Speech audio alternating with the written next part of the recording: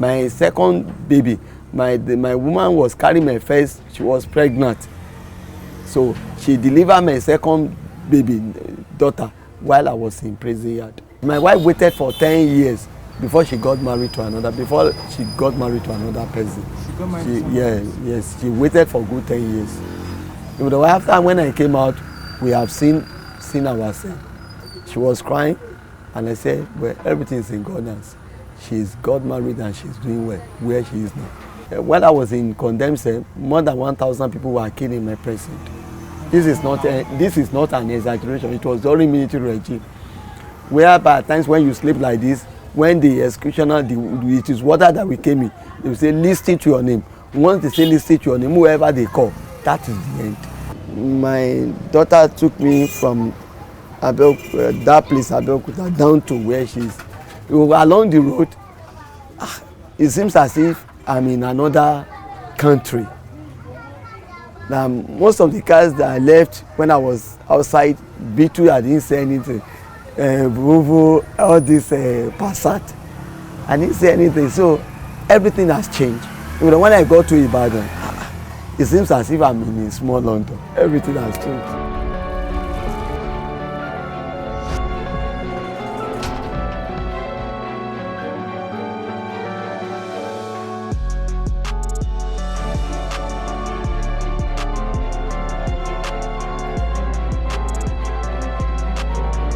Being tortured into making a false confession.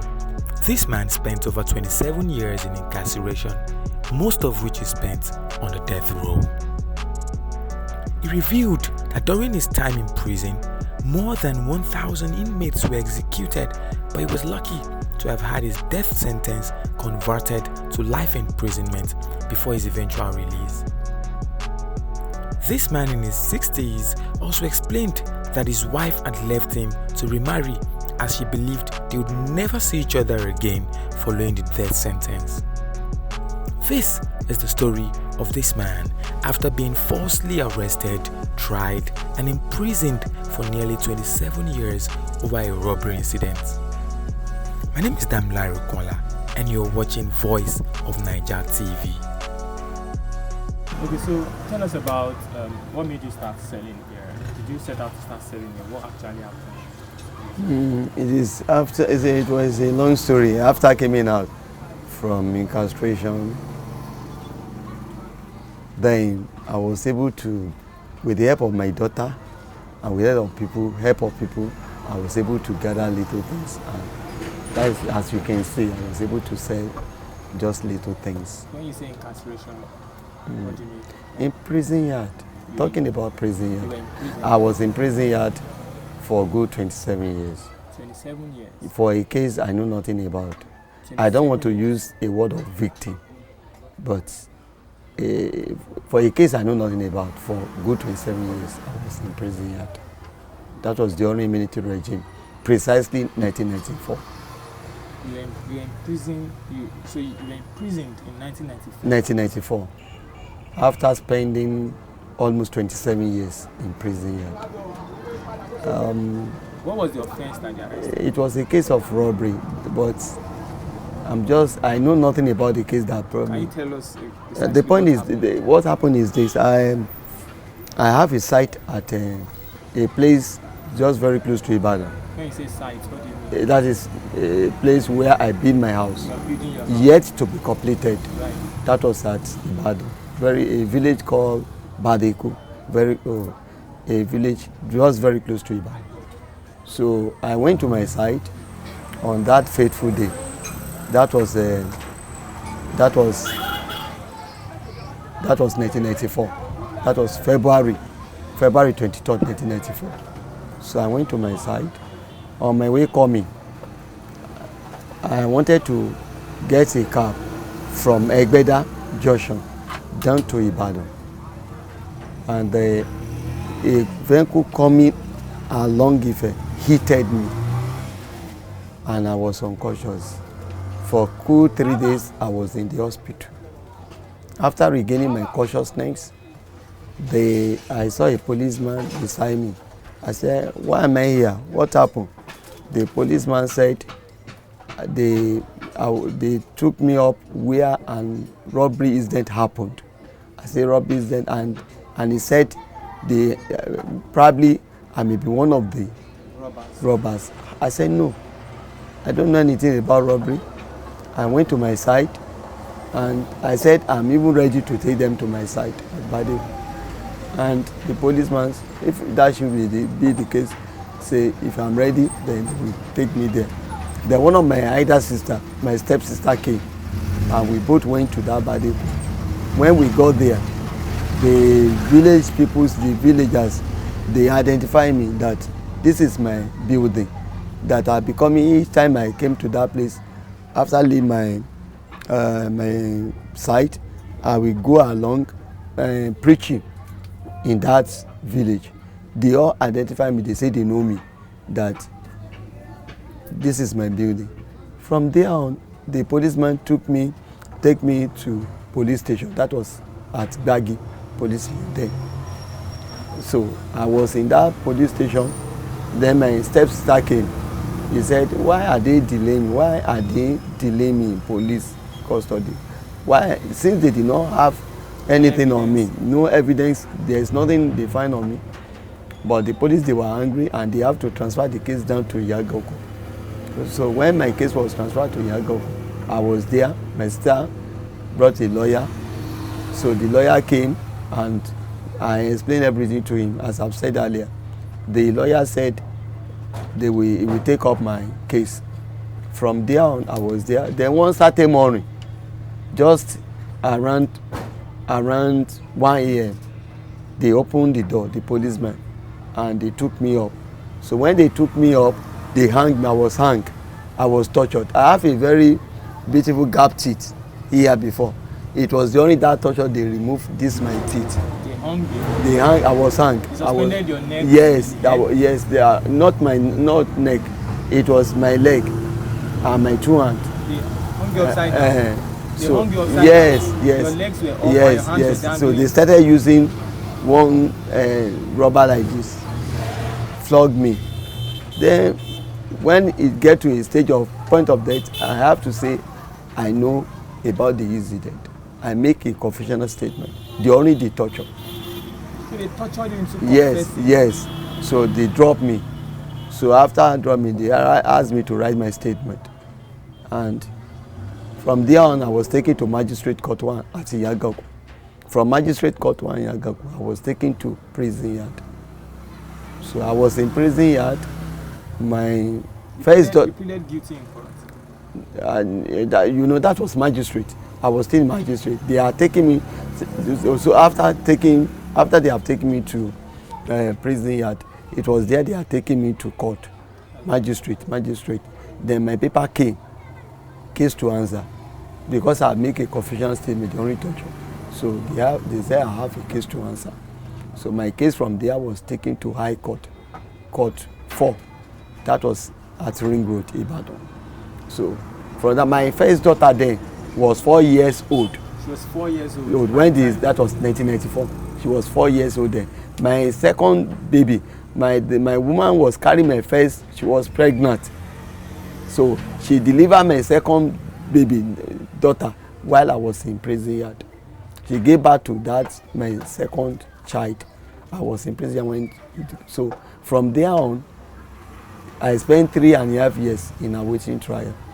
On July 31st, 1997, I was condemned to death. Condemned to death? By firing squad. For a robbery case? For a robbery case, for a case I know nothing about.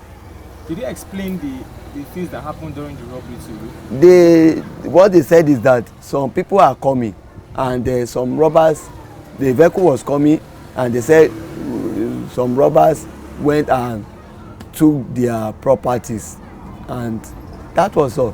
They did not say anybody that they didn't say they did not find anything on me. They searched my house. Nothing was found in my house. Nothing. So but when they take me to Agodi prison, there was one policeman there. We were both in the same cell. Him too has a case. The man said, this man is innocent. He said I'm innocent. He said they just used me to fill the gap. That is what he said. He said it's their normal thing, practice. So he now tell me that they just use me to fill the gap. That's what he told me. So I was in a waiting trial for good 3.5 years. On July 31st, 1987, I was condemned. And I was taken from there to Abeokuta, Ibara Prison yard. I was in Ibara Prison yard, condemned cell. There, I was one of the evangelists preaching early in the morning. I used to preach. When I was in condemned cell, more than 1,000 people were killed in my presence. This is not an exaggeration. It was during military regime, whereby at times when you sleep like this, when the executioner, it is water that we came in, they will say listen to your name. Once they say listen to your name, whoever they call, that is the end. How were you feeling at those times? At that time, I was not myself. Honestly, I was not. But there was only a portion of the Bible that I used to read, book of Romans, chapter 8, verse 1, that said, "There is therefore now no condemnation to those who are in Christ Jesus, those who did not walk according to the flesh, but according to the Spirit." So I used to recite it often, that God, this is your word.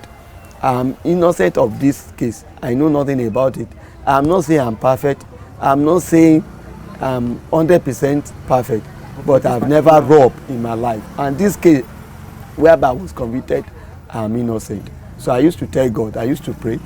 But that time when you see me, people, they will just come in and they will call people out for execution.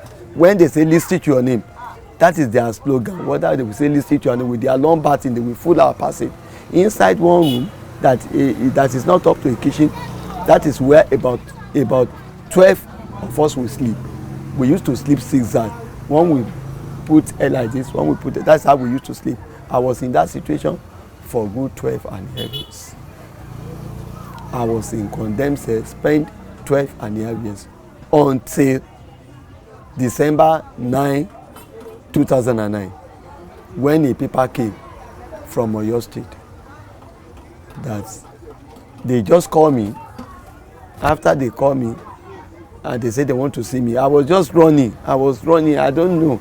As they said, they come. They said, when I got up, the DCP said, Allen, you are free. I was jubilating. He said, my death sentence has been commuted to life imprisonment. So I was in that life since 1990, since 2009. I was there. We are praying. We used to write a lot of letters to governors of Oyo State. Both as federal, we used to send letters to them through welfare, because welfare used to help us write letters. So I used to send letters to governor of Oyo State for appeal that they should help me. So I was there until 2020, when a paper came from federal release. Before then, some panelists came all the way from Abuja. They interviewed us, say those who are stay long. I came out. I have to tell the panel that I've been in prison here since 1997. Even though since 1994, some of the panel, they were crying. Say, they even asked the cameraman to put off their cameras, because when they had it, well, actually I was crying. But to God be the glory. On the 2020, April 9, a paper came all the way from Abuja. Due to COVID-19, I was released. So COVID-19, total release. It was COVID-19 that God used as a point of contact for my freedom. So if there was no COVID-19, I would be there. I will still be there. Yes, I will still be there. I have a paper that everything was there. So that's that. And when I was in prison yard, I was not just like that. I did a pastor course there. I was ordained as an evangelist, and I did NC. I have all the certificates, as you can see. It's all here with me. I did NC while I was in prison yard, and I was one of the pastors there inside the prison yard.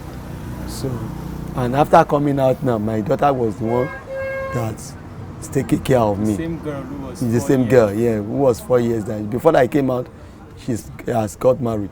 I've lost my daddy before I came out. My mom died 2019. My daddy died in 1994. So everything has just, but I thank God that today I am alive. So, and I'm hoping that help will come. Right. You said you had your wife was delivered. My wife was, yes, my wife waited for 10 years before she got married to another, person. She got married to someone else. Yes, she waited for good 10 years. You know, after when I came out, we have seen ourselves. She was crying, and I said, well, everything is in God's hands. She's got married and she's doing well where she is now.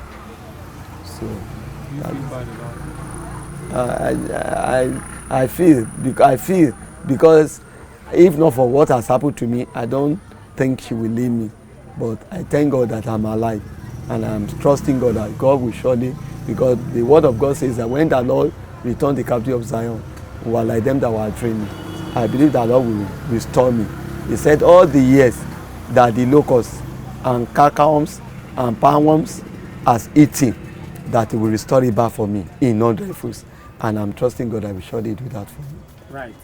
Your daughter who was delivered while you were in prison. Yeah. But you always Yes, she's at Ibadan.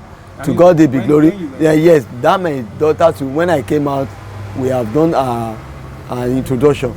She has got a baby but she say she's wait for me till I came out. So we have done our own introduction too. She's with her husband at Ibadan, So and your she's two doing daughters well. are married. They are married and they are doing well.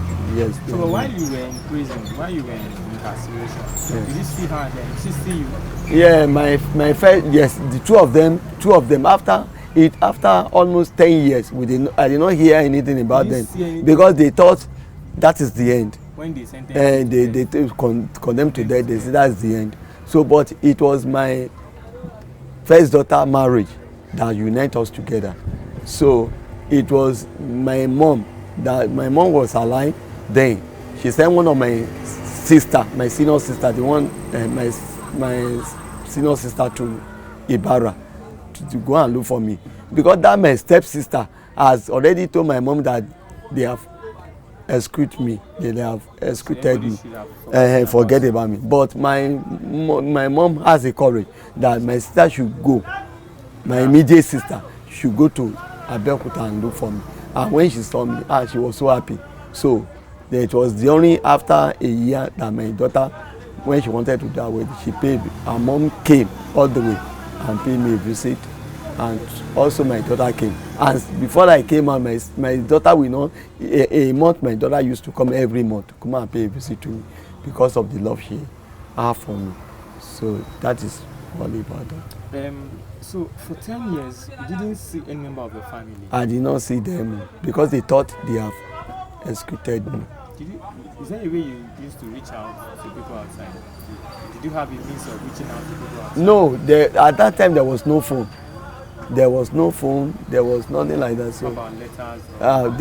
there is no way I can write letters, because at that time I've lost contact of everybody. I've lost the contact of everyone of my family.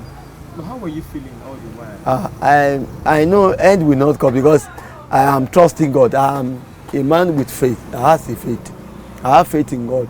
And my Bible is my best companion. So I used to go through my Bible, and there was a day I was preaching, because we used to do admonition every morning while I was in condemned cell. A certain time like this, I was standing preaching when the executioner came in. They say, listen to your name. And that was the end of that sermon for that day. And when they say listen to your name, all of us will put on our uniform. So they put up, because during that military regime, when you are going out for a visit, they will have to push in your leg or in your hand, because it was a very terrible, horrible, that period. So I was in that situation when they say listen to your name. And when they say listen to your name now, you will put on your blue uniform. So when you put on the uniform, once they say listen to your name, whoever they call, that's the end of that person. It's not, you can't give an excuse. When they call, once they call the name, call you your name, and they will take that person out. That's the end. And that's the last of Yes, more than 1,000 people were killed in my prison while I was in prison, when I was in condemned cell. This is not an exaggeration. It's reality of life. I was at times when I wanted to take water from bucket, water will just drop from my hand because I wasn't myself. Although that I still have confidence that I'm not going to die, but the word of God says I will not die but live and testify to the goodness of God in the land of the living. What made me to be alive was faith. I have faith. So I am urging people that in whatever situation that one finds himself, one should have faith. One must not be discouraged. One should have faith in God. That God, you are the one that created me. You are not destining me that they will hang me. And God spare my life. Okay, that period when you were arrested, what were you doing? What work were you doing at the time? I was once, before that case, before that incident, I was one working with beetle as a video cameraman. I worked with beetle for good 6 years. I resigned to set up my own business at Ibadan. I have a video center in Ibadan. I have a very big supermarket in Ibadan at Odife Road. And I also have electronic shops at Odife Road, whereby God raised me up that time and everything was working fine. So everything, what happened? All those things are gone. Nothing again. Nothing. All is gone. It's only my life that God spared. And I thank God for that, for the gift of life that He has given unto me. So since you came back, you've just been by yourself? I've been by myself and through the help of my daughter, who God has used for me tremendously. She has been a wonderful child. She has been wonderful. She always beside me. So, and I thank God. Now that you are 60, what plans do you have? I mean, my plan is that I'm trusting God, that God will still take me to a higher place. That I want my life to be a testimony for others. That people should know that in whatever situation they find themselves, they should not think that is the end. It's not the end. It is not over until it is over. So I'm trusting God that in whatever situation that one finds himself, that just have courage and trust God, that God will surely take you to your destination. So as I am now, I'm still looking for help. That I'm sure that God will raise a help for me, make a way for me. That concerning my business, that if I could see people that can assist me financially, so that as you can see where you are, that like if I could lay my hands, I need freezer and some other things that can make my business to function. At least where I am now, people are asking for code things, minerals and all those things, but I don't have. You can see I have a bag of pure water here.